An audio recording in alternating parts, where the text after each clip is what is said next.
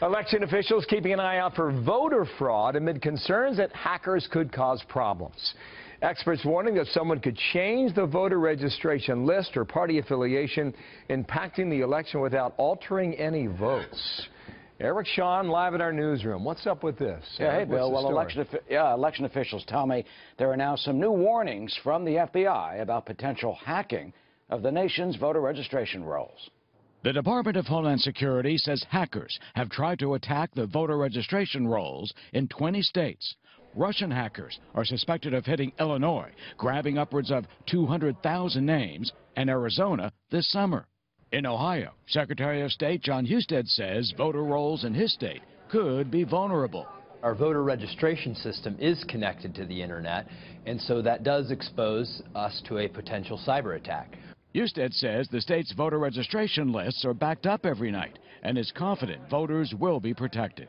I think there's a potential for disruption, but not a potential for chaos because of the backup systems that we have in place, and we're doing all we can, but as I noted, you can never eliminate the threat.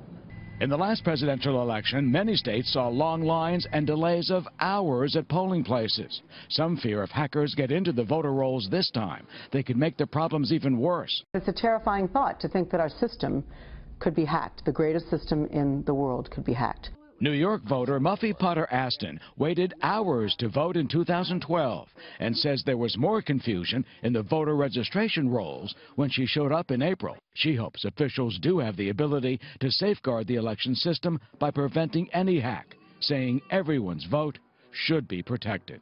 We have to be prepared for it. We have to be organized about it. You shouldn't be turning anyone away. Anyone who has a right to vote should be able to cast that ballot without any sort of hesitancy.